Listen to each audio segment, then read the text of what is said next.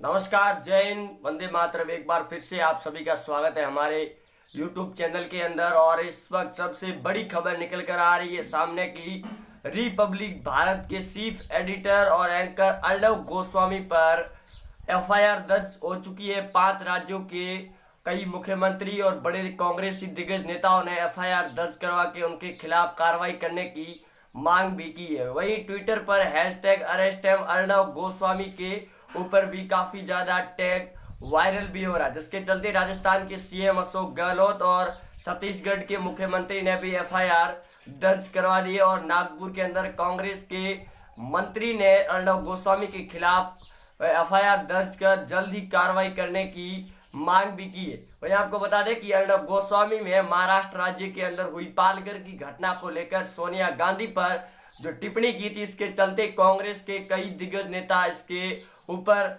विवादित बयान और विवादित टिप्पणी करने के चलते उन पर एफआईआर दर्ज करने की मांग को लेकर चल पड़े।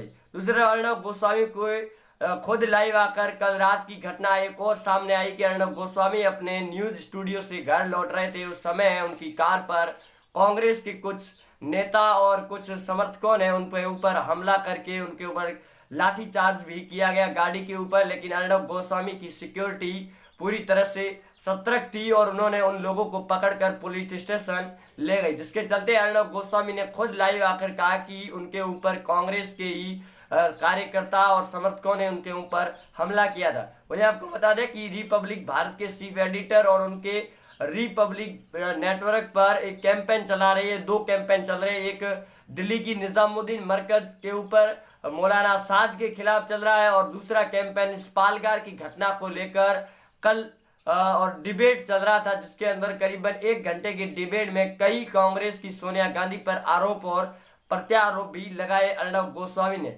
वहीं वहां के मंत्रियों का यह भी कहना है कि जो सोनिया गांधी पर अर्णव गोस्वामी ने टिप्पणियां की थी वो कतई गलत थी और विवादित बयान भी थे, क्योंकि अर्णव गोस्वामी ने भड़काने का काम किया, जिसके चलते उनके ऊपर 5 राज्यों के अंदर उनके ऊपर एफआईआर हुई है और उन्हें गिरफ्तार करने की मांग भी हुई है। वहीं कई कांग्रेस के समर्थकों ने यह भी कहा कि अर्णव गोस्वामी से ज्यादा सोनिया गांधी भारत की मूल निवासी है, क्योंकि अर्णव गोस्वामी ने कहा था कि सर्कुलर गैंग और इटली की सोनिया गांधी है वो अब क्यों नहीं बोल रही है, क्योंकि जब किसी ईसाई या फिर किसी अलग धर्म के अगर किसी के ऊपर मॉब लिंचिंग या ऐसा कुछ मामला सामने आता है, जो महाराष्ट्र की पालघर घटना के अंदर हुआ था, उसके ऊपर ये पूरी तरह से सर्कुलर गैंग बयानबाजी करती है। लेकिन अब इन 3 साधुओं की जो मामला हुआ है पालघर की घटना के अंदर, उनके ऊपर ये सर्कुलर गैंग और सोनिया गांधी, राहुल गांधी और दूसरे लोग जो क्यों नहीं बोल रहे, जिसके चलते डिबेट के अंदर कई आरोप और प्रत्यारोप भी लगे सोनिया गांधी के ऊपर, जिसके चलते उन कांग्रेस के मंत्री और समर्थकों ने अर्णव गोस्वामी के खिलाफ एफआईआर दर्ज करवाई और देर रात को अर्णव गोस्वामी के ऊपर हमला भी हो चुका है। अर्णव गोस्वामी ने यह भी कहा कि मुस्लिम संप्रदाय या फिर ईसाई संप्रदाय के अगर लोगों पर इस प्रकार की घटना होती तो ये सर्कुलर गैंग शांत नहीं बैठती, लगातार प्रेशर बनाए रखती। लेकिन अब जब इन भगवा और साधुओं हिंदुओं पर जो घटना हुई है उसके ऊपर आखिरकार ये बोल क्यों नहीं रहे, जिसके चलते उनके ऊपर हमला किया गया और गिरफ्तारी की मांग भी हो रही है।